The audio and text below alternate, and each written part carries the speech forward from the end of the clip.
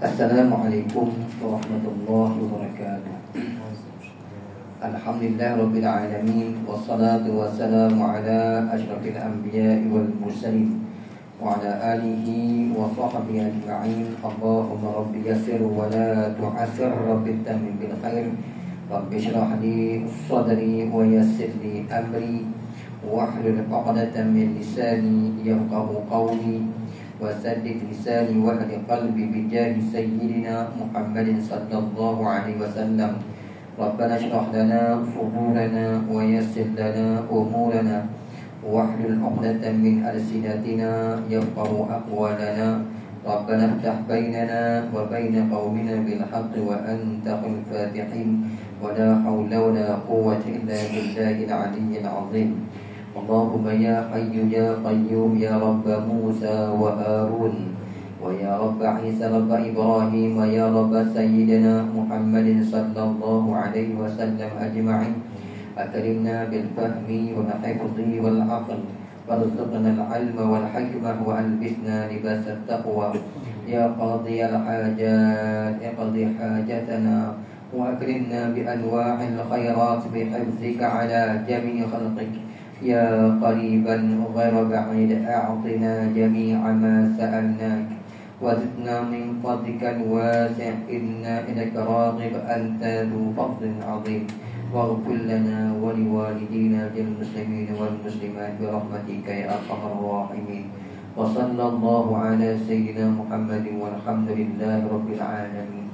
Ya berbahagia tuan-tuan imam, tuan-tuan bila, tuan pengusi dan kuasa kaum muslimin rahimahumullah. Alhamdulillah pada malam ni dapat kita bertemu lagi dan insya-Allah kita akan sambung pada bacaan hadis yang ke-34. Hadis yang 34 yang kita telah membincang sedikit pada pertemuan kita bulan yang lepas adalah berkenaan dengan barang siapa yang ada terkumpul padanya 4 perkara, sempurnalah Islamnya. Itu hadis yang kita baca, kita ingat kan? Yang kita lepas, maka itu hadis yang kita akan baca. Ialah barang siapa yang terkumpul padanya 4 perkara tersebut, sempurnalah Islamnya, walaupun dirinya itu penuh dengan dosa daripada atas sampai ke bawah. Mana dia 4 perkara itu? Yang pertama as-sidqu, dia orang yang benar, bersifat benar. Artinya benar ini dia tak cakap nipu. Kalau dia pernah cakap nipu, maka dia akan pi mohon maaf. Yang kedua asyukru, yang keduanya dia orang yang sangat bersyukur, sentiasa syukur dengan nikmat Allah Ta'ala, sama ada kecil ataupun besar, sentiasa syukur dengan nikmat Allah Subhanahu Wa Ta'ala. Sebab kita kenangkan nikmat Allah Ta'ala pada kita tak terhingga banyaknya, banyak sangat. Kita terkira bila kita dapat duit banyak, harta banyak, boleh syukur, itu pun kita lupa. Sedangkan Allah Ta'ala bagi pada kita lain pada tu pun, maka patut kita bersyukur. Sebab apa? Kita tak boleh kita nak hitung nikmat Allah yang begitu banyak. Nikmat kita boleh bernyawa ni, boleh bernyawa, boleh melihat apa semua ni, nikmat Allah bagi pada kita. Syukur banyak pada Allah Subhanahu Wa Ta'ala. Orang yang tak kenal syukur ni, dia akan datang bersifat tomak, sifat tomak. Sebab tu kita kena dapat syukur. Ini hadis Nabi sebut dalam hadis sahih, dalam kitab Sahihain, hadis sahih, yang mana dalam hadis sahih dari Bukhari ataupun Muslim. Ketika Allah Ta'ala nak menguji 3 orang puak Bani Israel, 3 orang Bani Israel. Ini cerita orang lama dulu lah, Bani Israel. Satu, dia kena penyakit sopak, kalau dia sopak lah, penyakit sopak ni penyakit, orang panggil pun penyakit belang. Penyakit itu dia tak elok, kulit tak elok. Zaman dulu kalau dah penyakit itu, artinya orang sisik lah. Dia tak berapa nak gaul, sebab dia tak cantik kan. Yang keduanya, seorang itu kena penyakit botak kepala. Kalau botak dulu, bila orang botak kepala ni rambut tak ada, dia kira macam Kalau kita sekarang ni umur botak duit banyak, kan. Itu sekarang ni. Tak percaya tiba tengok hak awal yang besar-besar kan, motor hak besar-besar tu. Buka-buka helmet, botak kepala. Ni banyak apa? Dulu botak kepala kan, atau kepala licin tu, dia ada penyakit dia penyakit bubui. Kan? Dulu ni saya tahu lah, kalau saya panggil penyakit bubui. Kepala ni memang tak naik rambutnya. Kan? Itu kira air. Dulu lah, tak ada. Yang ketiganya ialah buta. Kan, buta. Allah Ta'ala nak uji 3 orang ni. Yang pertama, Allah Ta'ala utuskan malaikat berupa orang pergi jumpa yang penyakit sopak. Terus sopak kan, yang penyakit sopak tu kan dia putih hitam kan. Dia bukan penyakit apa ni, juzam lain. Batu baras, itu baras tu ialah penyakit sopak lah. Kalau juzam orang panggil penyakit apa? Kusta. Jadi malaikat yang rupa orang pun bila jumpa hak penyakit sopak ni, dia kata, kamu nak apa? Kata hak penyakit sopak ni, kalau boleh Allah Ta'ala tukarkan kulit aku yang bodoh ni jadi selawa-lawa kulit. Kan? Sekelip mata tengok-tengok tu dia lawa kulit dia. Lawa lah. Ini bukan cerita murung lah, ini cerita sungguh. Ini hadis Nabi zaman dulu. Kemudian malaikat tu tanya, hatta apakah engkau yang engkau hatta nak suka? Kata hak dia ni, kata kalau boleh Allah kurniakan aku unta. Nak hak besar tu ni, unta. Kan? Tak apalah. Tiba-tiba Allah Ta'ala kurniakan pada dia unta betina yang bunting. Unta betina bunting. Bila unta yang bunting mudah beranak lah kan. Dia tak lama dia beranak lah. Kemudian malaikat hak rupa orang ni pun pergi jumpa orang yang botak kepala tu, kepala bubui tu. Dia kata, kamu nak apa? Kata dia, kalau boleh Allah kurniakan rambut yang cantik. Kan? Dia tak lama cantik rambut dia. Lawa lah. Dengan hitam kelitnya, dengan rambut lebat apa semua. Kan? Malaikat tu tanya, hatta apa yang kau nak? Kalau boleh Allah kurniakan aku lembu. Kalau sikit kan. Hatta dia minta, ni lembu. Lembu pula Allah bagikan pada dia lembu yang bunting. Buntingnya yang dah bunting. Kemudian malaikat orang ni pergi jumpa lelaki yang ketiga yang buta. Kamu nak apa? Kata lelaki yang buta ni, kalau boleh Allah kurniakan kembalikan mataku supaya aku dapat melihat nikmat Allah Ta'ala. Kan? Kemudian tu tak tu, maka malaikat tu sapu lah kan? Dah sapu, celek tu. Cantik. Kan? Kemudian kamu kata apa yang kamu nak? Kata dia kambing. Kambing pun cukup dah. Kata hak buta ni kan, kambing. Maka Allah kurniakan pada dia seekor kambing betina yang bunting. Ya kan? Lama lagi kan, duduklah 20-30 tahun. Kemudian masing-masing ada lembah lah untuk lepak satu tempat yang khas. Ini lembah penuh dengan unta-unta. Ini pula penuh dengan lembu-lembu. Ini pula lembah yang penuh dengan kambing-kambing. Masing-masing kaya. Hak sopak pun dah kaya jadi toki unta. Hak yang rambut tak ada tadi pun dah kaya di toki lembu. Dan hak buta tu pun dah celek elok dah di toki kambing. Masing-masing satu lembah kaya lah mereka. Inilah Allah nak uji. Maka Allah Ta'ala datangkan malaikat tadi juga.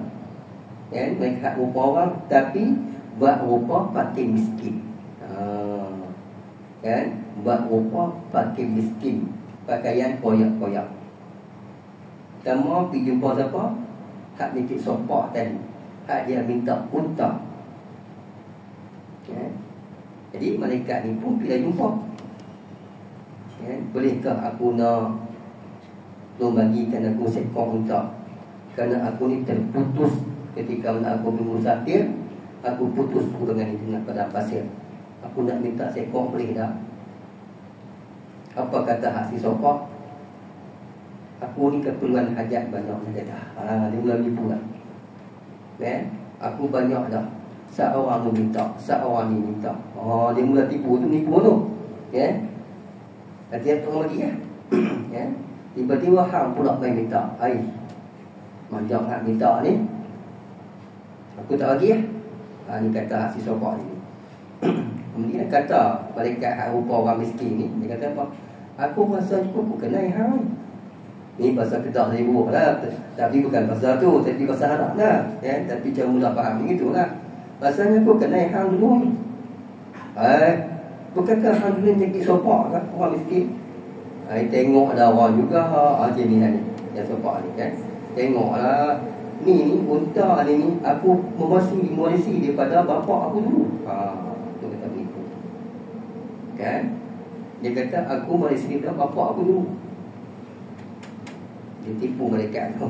Dia kata tu malaikat. Kan malaikat yang sama hak jumpa dia awal dulu, tapi hak yang kedua ni berupa dengan orang miskin. Maka kata malaikat ni, dia kata, kalaulah kamu penipu, Allah akan kembalikan balik pada yang asal. Kemudian malaikat ni pun pergi jumpa hak yang kedua tadi, hak yang kepala kotak tadi, yang penuh lemah dia dengan lembu.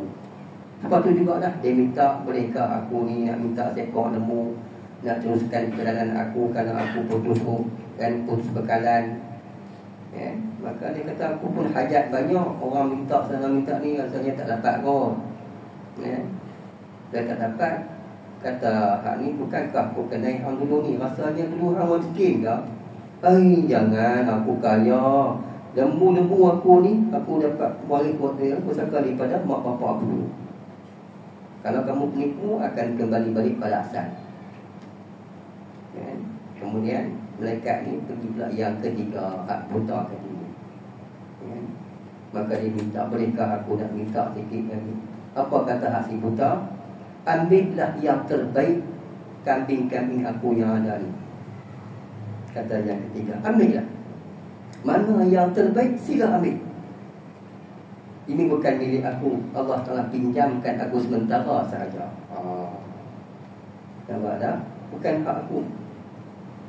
Aku dulu aku orang buta. Aku miskin. Allah kurniakan nikmat kepada aku. Maka siapa-siapa nak ambil, silakan. Apa kata malaikat ni? Maka engkau diberkati oleh Allah Subhanahu Wa Taala dan kekallah engkau di atas nikmat tersebut. Kenapa? Sebab syukur dengan nikmat Allah Subhanahu Wa Taala. Berbanding dengan dua kawan engkau, dua kawan kamu tu, yang hasil sopak dengan hasil babat kepala tu, Allah kembalikan kepada rupa yang miskin. Sebab apa? Sebab tak syukur dengan nikmat Allah Subhanahu Wa Taala. Ini hadis sahih. Maka sebab tu kita kena syukur dengan nikmat Allah Subhanahu Wa Taala. Syukur banyak. Syukur macam mana? Sentiasa kita ingat pada Allah dan sentiasa kita tunai segala hak Allah Subhanahu Wa Taala. Itu dalam syukur. Okey. Itu di antara itu yang kedua kan. Dan yang ketiganya wal haya. Apa haya? Malu. Malu. Sekarang ni tak ada malu dah. Malu macam mana? Malu nak buat maksiat. Bila kita buat maksiat pada Allah, malunya aku. Sebab apa? Akhirat besok Allah pamerkan apa yang aku buat itu depan banyak ramai. Aku malu ya Allah. Bertaubat banyak pada Allah Subhanahu Wa Taala. Jadi dia tak akan buatkan kemaksiatan. Sebab apa? Malu kepada Allah. Orang malu-malu, orang malu dengan Allah Ta'ala ni, sehinggakan aurat diri pun dia tak tengok. Aurat diri dia. Apa salahnya nak diri pada seorang pun tak ada malu. Dan yang keempatnya husnul khuluq, baik budi pekertinya. Kan, perangai dia elok. Ini 4 perkara ni, maka sempurnalah Islamnya. Walaupun dosa dia start daripada ujung rambut sampai ujung kaki, Allah hapuskan. Okey lah. Itu matan hadis ni. Okey, kita tengok. Okey, ada cerita kan, ada hikayat, ada cerita. Sambung. Qala musannif rahimahullahu ta'ala wa nafa'ana bi'ulumihi fi darainil amin. Hukiya, diceritakan anna Ja'far At-Tayyar radhiyallahu anhu. Ja'far At-Tayyar ni sepupu baginda Rasul sallallahu alaihi wasallam. Dia abang pada Sayyidina Ali. Dia syahid di medan Mu'tah. kan, perang Mu'tah. Nabi kita tak pun bagi 3 orang isyarat, kan, isyarat untuk sebagai panglima perang. Yang pertama ialah Zaid bin Harisah. Siapa Zaid bin Harisah? Anak angkat Nabi. Zaid bin Harisah ni anak angkat Nabi, kan. Dia bukan sebab apa nama angkat, sebab dia ni orang Habsyah tu, orang kulit tak lawa, orang hitam, kan. Kemudian dia tengah duduk menjaga dengan pak dia, tiba-tiba ada perampok, kan, besarlah dicuri orang. Dulu dia curi orang, kan, dia curi orang, maka dijual, dapat duit, kan. Maka Zaid bin Harisah ni dicuri, dia jual di Mekah, kan, dijual di Mekah. Apabila dijual, maka pembesar Mekah belilah, kan, beli. Beli tu, maka dapat Nabi kita kahwin dengan Sayyidina Khadijah. Maka rupa-rupanya yang beli itu ialah daripada Sayyidina Khadijah. Maka jadi Nabi kita jadikan anak angkat Nabi. Ini bukan anak susu lah, anak angkat lain. Kita ada belah daripada kecil, kan, bila kecil yang belum, anak tadi ni bersampai 2 tahun, kan. Kemudian kita susukan pada itu orang anak susuan. Anak susuan macam anak kita sendiri. Adapun anak angkat kita belah semata-mata, tetapi kita tak menyusu, dia jadi macam orang biasa. Kan? Aurat kita kena jaga. Itu orang panggil anak angkat. Jadi Zaid bin Harisah ni anak angkat baginda Rasul. Itu pertama. Yang kedua, Nabi utuskan Ja'far bin Abu Talib. Ni sepupu Nabi, kan, sepupu Nabi sebagai panglima perang. Yang ketiga lah Allah bin Rawahah. Yang ketiga Allah bin Rawahah. Ini sahabat-sahabat hebat belakang ni. Artinya kalau lah panglima yang pertama tu kalau syahid, maka diganti yang kedua. Yang kedua syahid, ganti yang ketiga. Perang Mu'tah. Perang Mu'tah ni Nabi kita hadapi, kan, Nabi kita hadapi. Nabi hanya putuskan sahabat-sahabat saja. 3 perang. Termasuklah yang pergi itu lah Khalid Al-Walid. Tapi dia tak dilantik sebagai panglima perang. Tak dilantik. Nabi sebutkan 3. Perang punya perang. Yang pertama, perang panji Islam ialah Zaid bin Harisah, kan. Tiba-tiba dia korban syahid. Diganti dengan Ja'far bin Abu Talib. Dia pegang bendera Islam tu, tiba-tiba dia pun gugur syahid juga. Ganti yang ketiga Allah bin Rawahah, pun sepatu juga, kan. 3 syahid semua. Jadi oleh kerana Nabi sebut 3 kan, yang mesti 3 panglima perang kan. Kemudian bersyarat orang tentang Islam ni, bersyarat punya nak latih apa ni. Dengan 3 panglima perang dah syahid maka orang ramai pelantik Khalid Al-Walid, kan, Asadullah, Khalid Asadullah. Sehingga Allah Ta'ala akhirnya dapat kemenangan. Sebab apa? Khalid Al-Walid ni dia bijak dalam peperangan. Okey. Anna Ja'far At-Tayyar radhiyallahu an. Ja'far At-Tayyar digelar sebab At-Tayyar, maksudnya Ja'far bin Muttalib. Ja'far Abi Talib, tapi disebut Ja'far At-Tayyar. Ja'far burung, kan? Ja'far burung. Radhiyallahu anhu bi barakati sidqihi wa adami kadhibi fi jami'i umuri. Dengan keberkatan benarnya, dia tak mencakap bohong, dan ketiadaan dustanya sepanjang umurnya. Tu Ja'far Abu Talib ni sepanjang umur dia sentiasa sikap dia benar. Lagi pula dia tak pernah cakap bohong, dia tak pernah dusta, ya. Lama kutila, tak kala mana dia mati syahid, dibunuh dalam perang Mu'tah, ya. Orang syahid ni pahala dia hebat. Pahala dia antara pahala yang cukup hebat, yang orang syahid ni, ya.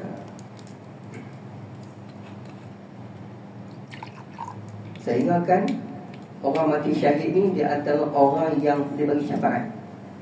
Jadi kita baca pada satu ni, ya.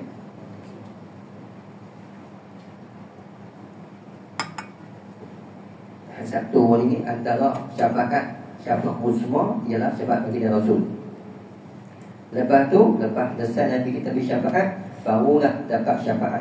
Antaranya yang syafaatnya ialah orang mati syahid, kan? Orang mati syahid. Ini syafaat banyak mana dia nak bagi. Warga dia akan bagi syafaat. Apa syafaat? Kita mati rayuan, kan? Rayuan. Jadi akhirat besok dia ada tu benda tu. Okey. Lamma qutila, tak kala mana ketika dia mati syahid, ja'alallahu ta'ala lahu janahain, Allah Ta'ala jadikan Ja'far bin At-Tayyib ni janahain, dua sayap. Dua sayap. Sebab dia, pasal apa dua sayap dia? Sebab waktu perang, tangan dia kena pulung, kena potong. Kan, musuh potong tangan dia, hak kanan ni, hak pegang bendera tu, kan, dengan kanan, putih. Bila putih kanan, maka dia sambat dengan tangan kiri. Faham kan? Sambat tengah ni dia pegang ni. Sebab ni bendera Islam ni, jatuh sahaja bendera tu kalah lah. Kan? Jadi nak tengok semangatnya Islam tu, maka kena ada bendera tu. Kan? Maka disambat dengan kiri. Maka musuh di belakang pancung pula, kan? Potong tangan kiri dia, terputus, maka dia kepik itu. Oh, kan? Dia kepik bendera itu dengan ni lengan dia ni, tangan putih ni. Kan? Tengah-tengah dia kepik lah, maka tiba-tiba main musuh pam bagi tengah. Kan? Tombak ataupun pedang habis dia. Maka akhirnya disambar oleh Allah Jalla. Jadi bab kata Allah Ta'ala jadikan dua sayap. Artinya tangan hudung dia tu hak dipotong tu, maka Allah tumbuhkan dua sayap. Akhdaraini, yang mana sayap tu hak tumbuh dua sayap di kanan dia tu, tangan kanan kiri tu, sayap tu warna hijau. Kan? Sayap tu warna hijau. Wasyahaini bidurri wal yaqut, yang mana dahlah sayap tu warna hijau, bertatahkan dengan mutiara yakut. Oh, dia ada mutiara rupanya. Sayap tu, ya, berwarna hijau, lagi pula bertatahkan mutiara cukup cantik. Tu dia, tu Ja'far bin Abu Talib. Yatiru bihima ma'al malaikah, yang mana Allah jadikan tumbuh dua sayapnya untuk dia. Tangan dia terpotong tu, ya, sayapnya warna hijau, bertatahkan permata pada ibu ini, berterbanglah dengannya bersama malaikat. Allahu Akbar. Terbang. Di syurga. Lepas tu orang mati syahid dia tak mati. Ya, orang mati syahid dia tak mati. Allah disqifkan kepada dia. Ini dalil dia. Ya, jadi Ja'far bin Abu Talib ni, dia terbang bersama malaikat dalam syurga. Terbang nak pergi mana? Oh, cantiknya, kan? Masuk syurga, terbang sana, terbang sini, terbang di mana-mana terbang. Oh, tu Ja'far. Terkenal, kan? Ya, jadi bila keadaan begitu, tu katanya, kan?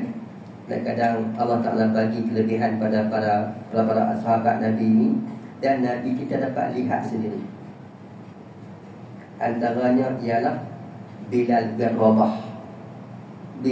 bin Rabah ketika Nabi Isra dan Mi'raj. Ya, Nabi dengar tapak kasut tu prak. Dah bincang ni tapak kaki dia bincang. Saya tanya siapa ni? Ya, Bilal bin Rabah. Walaupun dia masih ada di dunia masih ada lagi, tapi tapak kaki dia dah ada di syurga. Allah, hebatnya sahabat-sahabat Nabi. Hebat. Macam ni. Ya, ni macam ni, ya. Jadi Allah jadikan pada Ja'far bin At-Tayyib, Ja'far bin Talib ni, ialah sayap bertatahkan mutiara, kemudian pula terbang dengan malaikat di syurga. Fasa'alan Nabi sallallahu alaihi wasallam yauman. Satu hari Nabi tanya kepada Ja'far bin Talib. Sama ada tanya ini, sama ada Nabi bermimpi, ataupun Nabi tanya sungguh sebab Nabi kita Isra dan Mi'raj. Wallahu a'lam. Dia tak sebut pula. Tanya Ja'far tu, ya Ja'far Tayyar, wahai Ja'far, ya bana Abi Talib, wahai anak Abu Talib. Sebab Ja'far bin Abu Talib, ya, yang sepupu Nabi lah, sepupu Nabi. Bi ayyi amalin balagta al-karamah, apakah karamat sampai terani ni? Apakah karamah kamu masa hidup di dunia sampai Allah Ta'ala tumbuhkan sayap kamu yang hijau, bertatahkan dengan permata, terbang dengan para malaikat dalam syurga ni? Apakah karamat kamu? Kamu buat apakah amalan masa di dunia? Oh, nanti tanya Ja'far bin Abu Talib. Hebatnya dah di syurga lah. Kan? Di syurga lah tu.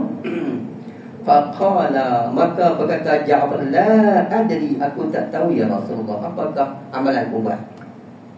Bila Nabi kita bertanya, bila dia Rabah, apakah amalan kamu? Dia kata, wallahu a'lam, apa yang diajak itu yang aku buat. Ya, kan? Bila dia Rabah. Sebab satu karamah, kelebihan hebat lah. Kan? Jadi bila duduk di dunia lagi tapi tapak kaki duduk di syurga lah. Tu dah ditanya, apakah amalan kamu? Tak tahu, tak tahu apa amalan, tak ada apa. Tetapi seingat akunya, setiap lepas sembahyang ambil wudu saja, aku sembahyang sunat rakaat. Sunat wudu. Aku tak tinggal benda tersebut. Ya, lepas ambil wudu, sembahyang sunat rakaat. Lepas tu ambil wudu saja, sembahyang sunat rakaat. Kita tak buat. Kita tak buat sebab apa? Nak buat nak rawatib pun amboi besar payah. Tu rawatib tu. Tambah sunat wudu pakai tak masuk lah. Sebab tu sunat wudu. Sedangkan itu kelebihannya. Itu antaranya. Dan sentiasalah aku bersuci. Bila berubah, sentiasa bersuci. Maksud kata ni, sentiasa berwudu. Kita ni juga ketuk semua, kan? Ketuk berak kencing, ketuk berak kencing. Kenapa? Sebab makan banyak.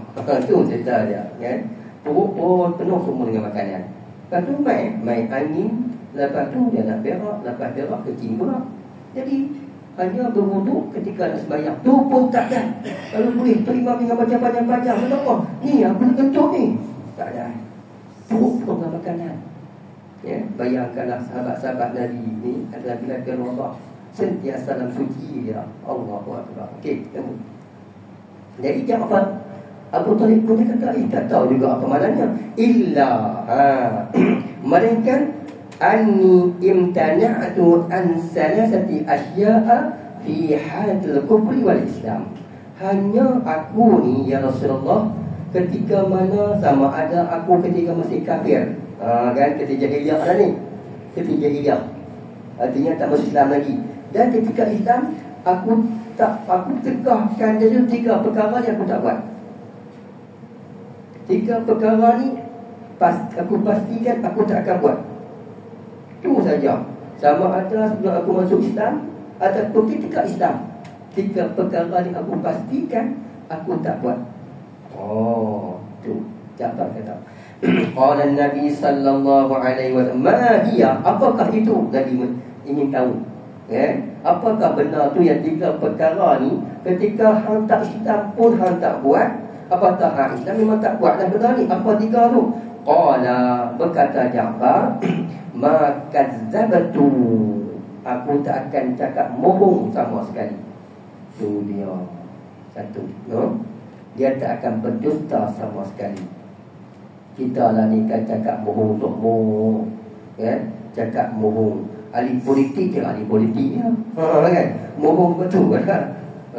Kata nak bagi ni, tunggulah, kita tak bagi-bagi pun. Tapi janji ni kan tak ada arah dah. Jadi bohong. Kan? Buat macam mana? Sehingga macam bohong punya bohong asalnya orang percaya juga. Dia bohong, tapi dia bohong banyak sangat, asalnya orang percaya. Tak tahu dia buat macam mana, kita tak tahu lah. Magic kot asalnya. Tapi bohong lah. Tapi kata Ja'far, aku tak pastikan ni, aku tak akan bohong. Cakap dusta.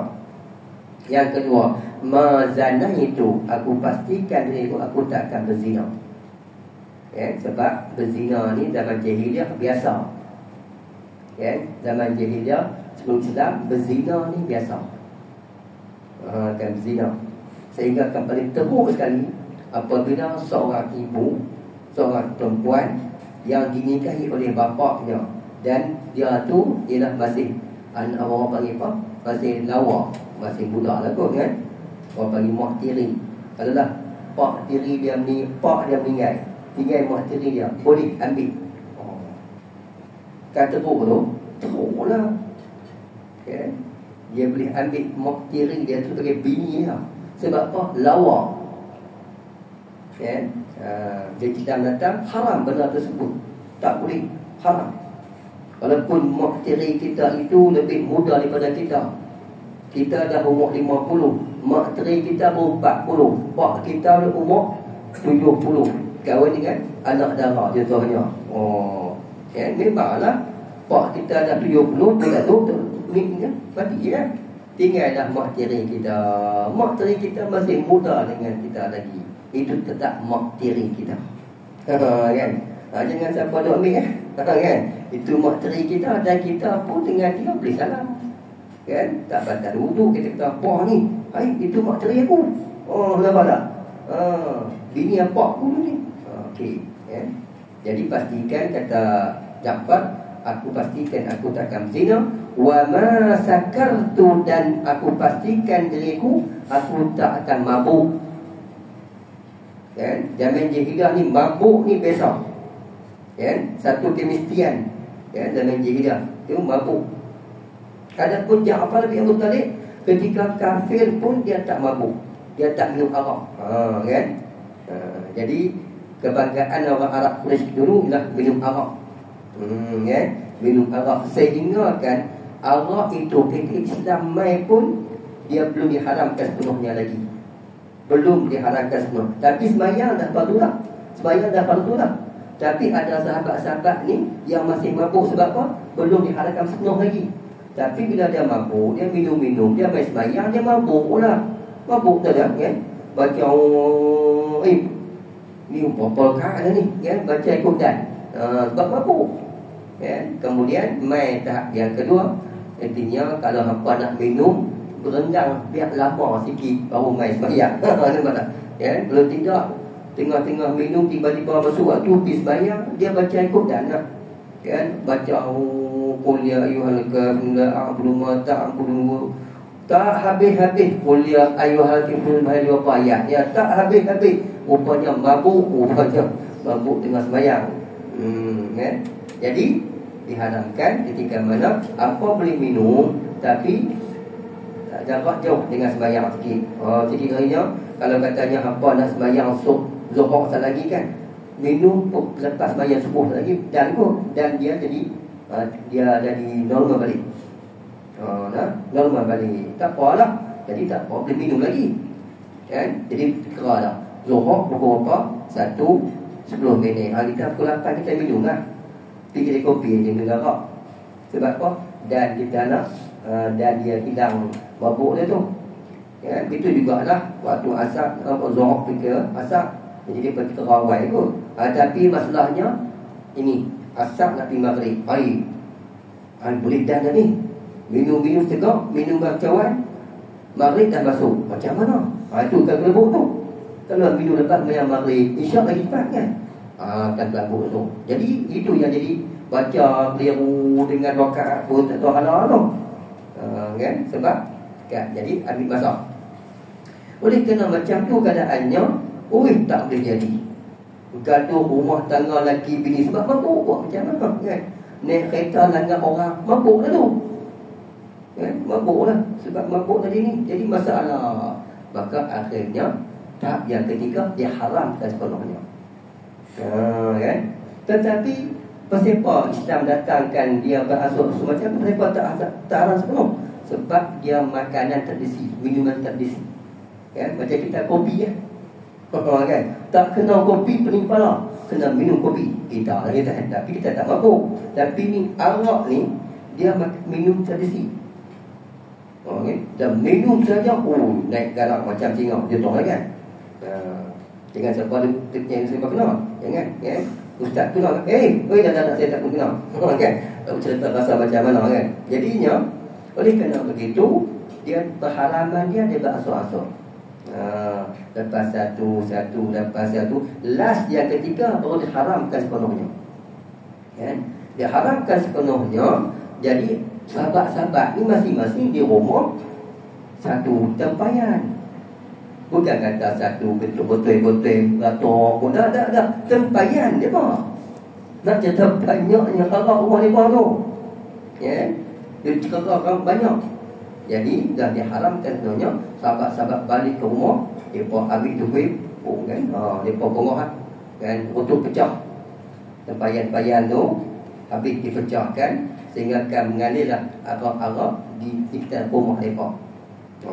Banyaknya arak. Itulah asal dia arak ini. Jadi kata Ja'far, aku tak pernah mabuk. Jadi dia tak pernah merak lah. Sama ada sebelum Islam ataupun lepas Islam. Okey, selesai. 3 perkara dia tak pernah buat. 3 perkara ni tak pernah buat. Dia tak pernah berdusta, dia tak pernah berzina, dan dia tak pernah mabuk. Kata Ja'far tadi. Qala Nabi sallallahu alaihi wasallam, tilka haramun fil Islam. Maka itulah Islam memang haram. Kan? Dalam Islam 3 perkara itu memang haram pun. Kan, berzina, berdusta, kan, mabuk ni memang haram. Wa bi ayyi ma'na imtana'ta minha fi hadil kufri. Kalau begitu Nabi tanya pada Ja'far, la Islam memang haram, pasal apakah ketika kamu tak Islam, kamu tak buat benda tersebut, pasal apa? Nabi tanya Ja'far. Kan? Ketika Islam memang diharamkan, kan? Islam haramkan berdusta, Islam haramkan berzina, Islam haramkan bermabuk. Tapi mengapakah masa zaman jahiliyah kamu tak buat benda tersebut? Pasal apa? Fa'ajaba, maka menjawablah oleh Ja'far. Jawab kata, qad tafarkatu fil kalam. Kan? Sebab apa Ja'far ni dia tak buat masa jahiliyah, masa dia tak Islam lagi, dia tak buat benda ni. Apa katanya? Aku berfikir, kata Ja'far, aku berfikir pada percakapan aku. Aku bersembang ni kan, cakap ni, annaman kadhiba fi kalamihi kana minhuma bainal falahi. Bahwasanya tak lari daripada 2 orang. Ini paling kurang lah. Bila bercakap dusta ni, adakah cakap seorang? Kan? Cakap seorang tak pernah kan? Bila cakap dusta, cakap bohong, mesti ada orang lah. Paling kurang seorang. Dia tak pernah cakap seorang, cakap bohong seorang-seorang. Itu orang gila lah. Orang gila. Ya?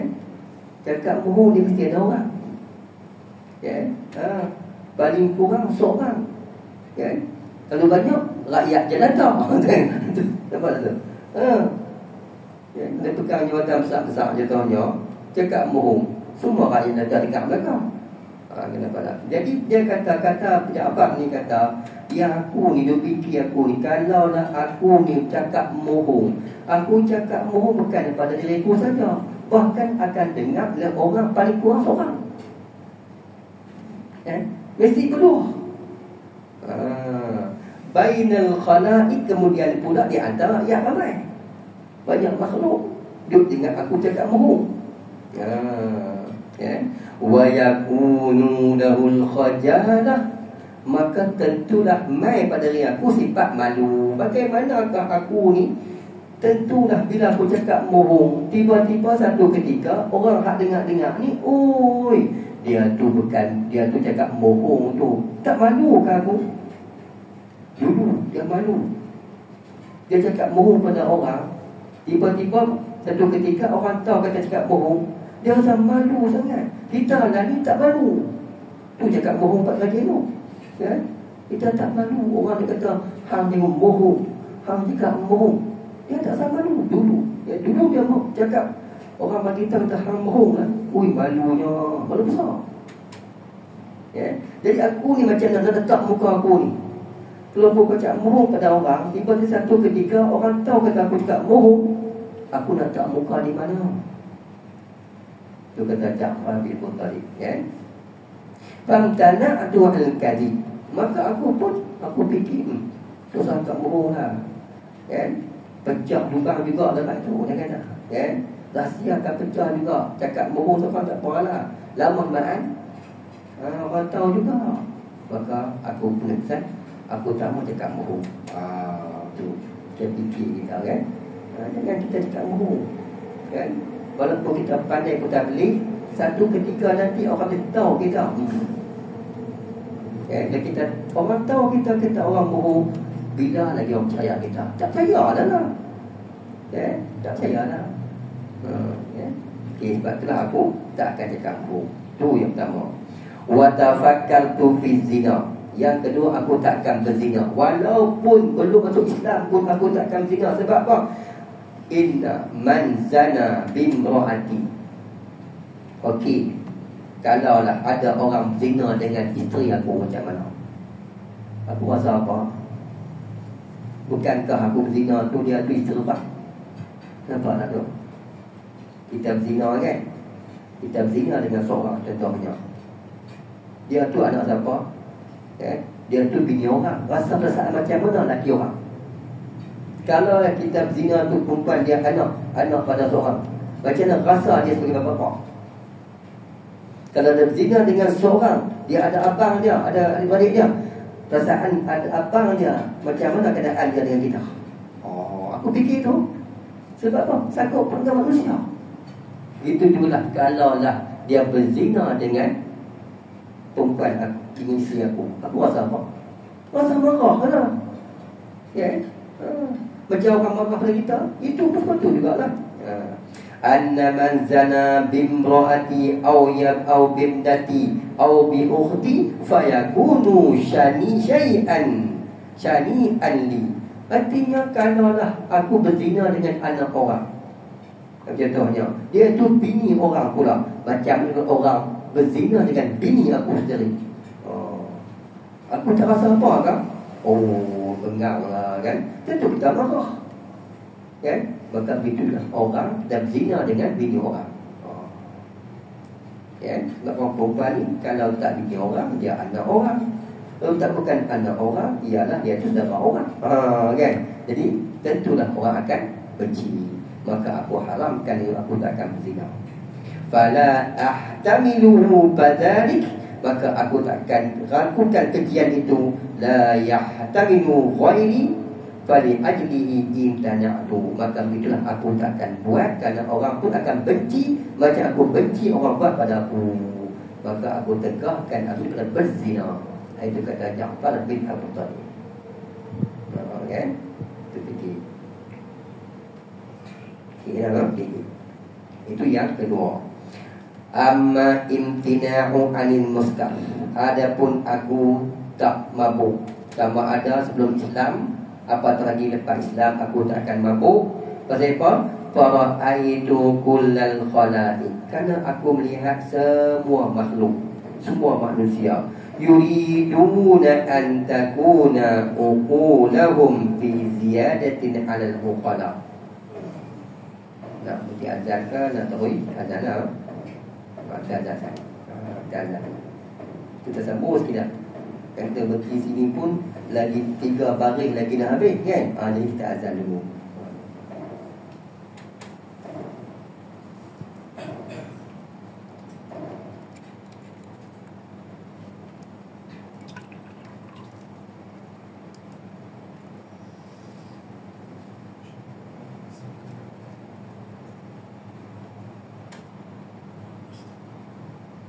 Allahu Akbar, Allahu Akbar, Allahu Akbar,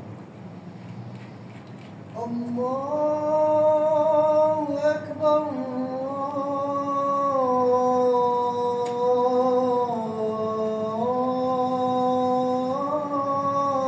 Akbar. Ashhadu an la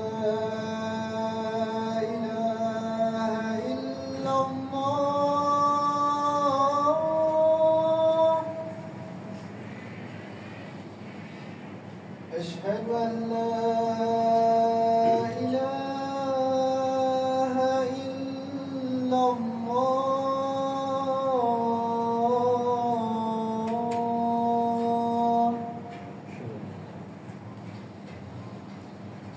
أشهد أن محمدا رسول الله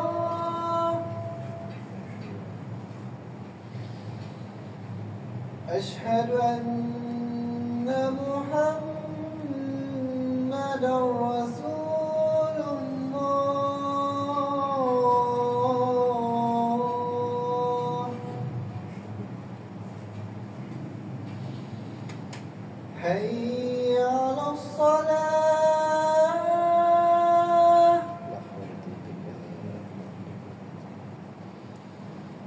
حي على الصلاة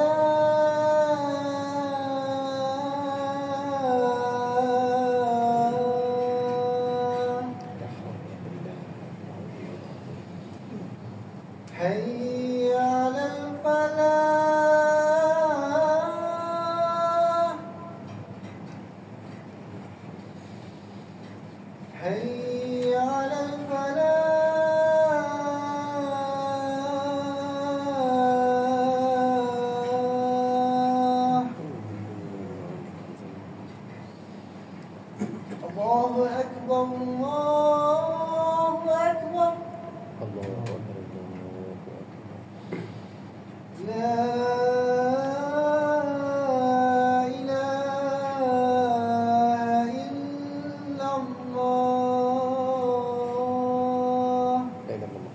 وسلم عليه وسلم اللهم صل على سيدنا محمد وعلى آله وسلم اللهم رب هذه الدعوة التامة والرزقان آت سيدنا محمد الوسيلة والفضيلة والشرف والجدعنة الرفيع وبعث مقام المحمود الذي وعدته إنك لا تخلف الميعاد رب الكريم ربنا آتنا في الدنيا حسنة وفي الآخرة حسنة وقنا عذاب النار وصلى الله وسلم. Tersambunglah sikit lagi. Amantina'u al-muskil. Adapun aku tahankan diri daripada mabuk. Artinya perkara yang ketiganya, aku tak akan mabuk sama ada sebelum Islam apatah lagi lepas Islam. Kata Ja'far bin Talib, pasal apa? Fara'aitu kullal khalaiq. Kerana aku lihat khalayak ramai, kan, orang yuridu an takuna uquluhum fi ziyadatin al-uqala. Kerana aku lihat manusia ini akal mereka, maka akal mereka lah akan memandukan mereka pada semua. Itu katanya orang ada akal ini, maka itulah sebagai nilaian untuk mereka. Orang ada akal, kan, dia tak mabuk, jadi dia akal cerdik, kan, artinya hebatlah orang dia. Jadi orang cerdik-cerdik ni bila dia mengaji, jadi panduan dia tu bagus. Berbanding kalau kita tempat-tempat orang tak berhenti ni payah sikit, kan. Lepas tu mana-mana tempat contohnya tak tengok tempat tu orang hebat tak hebat, kan. Kita tengok masyarakatnya, kan, masyarakat dia tu. Contoh, kan, masyarakat macam kita di bandar-bandar lah. Di bandar, kan, bukan dia kata nak pelekehkan orang kampung lah, kan. Sebab tu bila kita pergi di kampung-kampung, bayar jemaah dia kurang, kan, mengaji pun kurang. Berbanding kita di bandar ni, alhamdulillah ramai, kan. Jemaah pun kita jaga. Sebab tu orang panggil pasal mulung masyarakat bandar. Sebab dia maklumat dia hebat, maklumat dia sentiasa. Kalaupun dia kampung-kampung dia kurang maklumat. Jadi ceritanya itulah berakal tadi ni.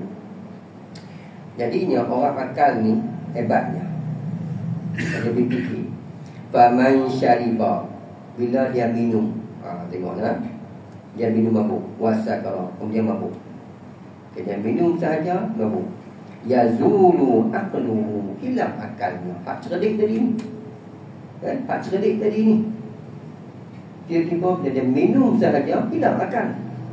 Bila hilang akal, yastaghilu bil hadyan, dia akan buat benda-benda yang hina, sia-sia. Sebab dia hilang akal. Yang tadi tak apa, akal cerdik okey lah, sebab dia tak minum, kan. Ya. Tapi bila dah hilang akal, cuba tengok, ya, tidak ada sebab malu pada dia. Kadang-kadang baju dia buang sebab mabuk, kan. Jalan belakang orang apa semua sebab dia mabuk, hilang, kan. Artinya sifat dia tu, sifat yang hebat tadi habis. Wa yadhakuna alaihi, dan orang akan ketawa dia pula, kan. Bila dia mabuk, bila mabuk ni al-maklum dah, orang akan ketawa kekuatan dia, kan. Dia tidak ada waras lagi dah. Tak apa, kan. Apatah lagi sekarang ni benda-benda yang ni hak kita minum dadah apa, hisap dadah apa semua ni, itu tapi teruk lagi lah. Fali ajli zalika imtana'tu anisyar, maka sebab itulah aku tegakkan diri aku daripada mabuk, aku tak akan minum. Sebab apa? Orang akan gelakkan aku, okay? Cerdik-cerdik macam ni tiba-tiba minum arak, hilang akal, buat benda yang tak senonoh, dan orang gelak lah. Muru'ah kita jatuh, kan, jatuh muru'ah kita. Maka sebab itulah aku tegakkan diri aku daripada tak minum arak. Okey, 3 perkara. Faja'a Jibril alaihi salam, maka datang Jibril alaihi salam. Faqala sadaqa Ja'far, benarlah Ja'far. Jadinya malaikat tu perkemahkan lagi, benarlah Ja'far. Artinya sebelum Islam apa tak, ke Islam, dia tak buat 3 perkara tersebut, maka benarlah Ja'far.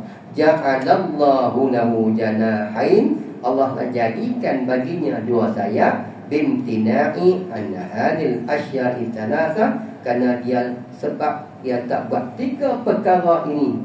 Ya, 3 perkara tadi ni dia tak buat, maka Allah jadikan 2 sayap itu sebagai satu karamah untuknya, keberkatan, satu karamah pada Ja'far bin Muttalib ini.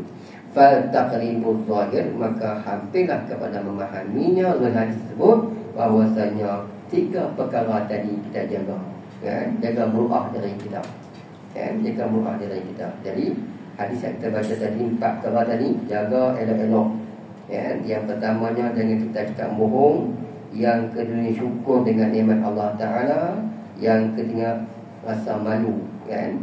Rasa malu kena ada dari kita, dan yang keempatnya berbaik hatinya, perangai kita baik, husnul khuluq, perangai kita baik semua. InsyaAllah maka Allah akan jadikan kita seorang mukmin yang baik, kan? Jadi habis katanya, InsyaAllah akan datang kita masuk hadis yang ke-35. 35 ini hadis berkenaan dengan suatu kita berada di atas hamparan.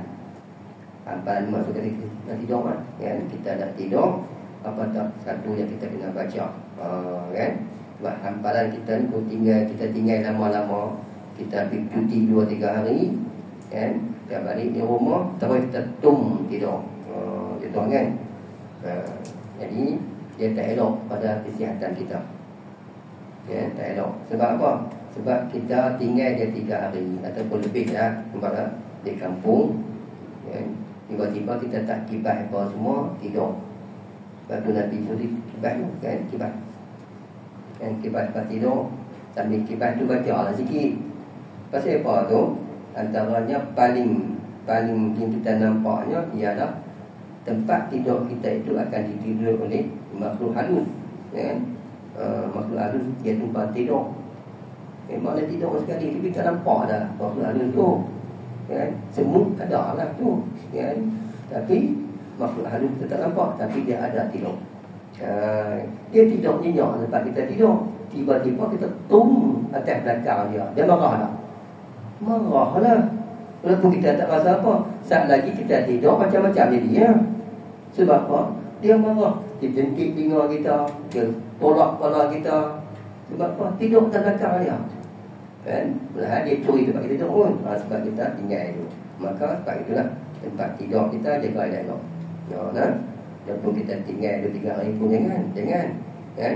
Kita nak masuk syirik contohnya, kan? Kita pergi cuti ni contohnya, sepatu juga, kan? Jangan kita masuk tu kita ada adabnya. Sebab kalau dia tinggal sahaja, maka makhluk halus, kan? Iblis apa semua dia akan tidur lah, jin kan masuk situ sekali, kan? Kita pun letih-letih sangat, rebah badan, tidur lagi, tidur atas badan dia, tambah kita gemuk, dia marah kita lah, kan? InsyaAllah ni adab, lepas tu kita tidur. InsyaAllah kita akan jumpa pada kita akan datang. Subhanallahal azim. Assalamualaikum warahmatullahi wabarakatuh.